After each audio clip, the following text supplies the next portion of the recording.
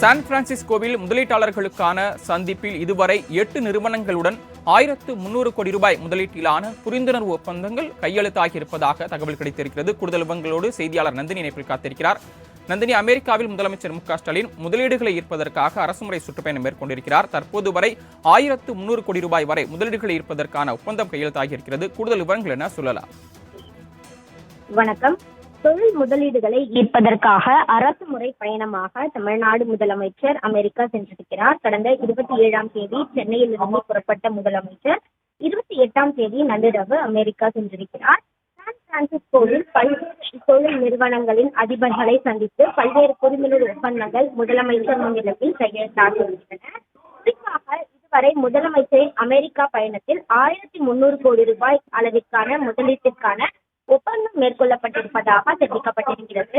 4600 நபர்களுக்கு வேலைவாய்ப்பு அளிக்கக்கூடிய வகையில் 8 நிறுவனங்களுடன் தமிழ்நாடு அரசு புரிந்துணர்வு ஒப்பந்தம் மேற்கொண்டிருக்கிறது.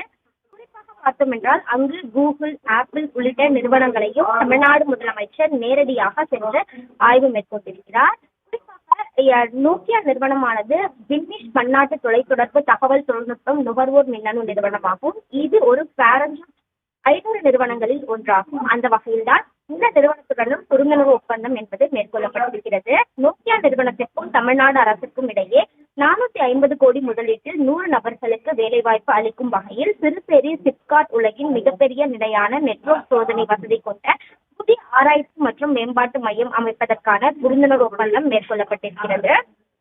அதே போன்று பார்த்தோம் என்றால் பேபால் நிறுவனத்திற்கும் தமிழ்நாடு அரசிற்கும் இடையே 1000 நபர்களுக்கு வேலைவாய்ப்பு அளிக்கும் வகையில் செயற்கை நுண்ணறிவிற்கான மேம்பட்ட வளர்ச்சி மையம் அமைப்பதற்கான புரிந்துணர்வு ஒப்பந்தம் மேற்கொள்ளப்பட்டிருக்கிறது.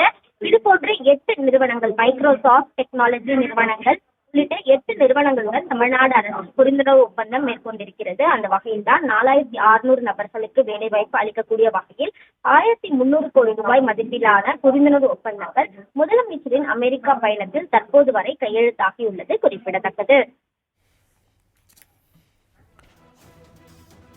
தாங்கள் வழங்கிய விரிவான தகவல்களுக்கு நன்றி நந்தினி.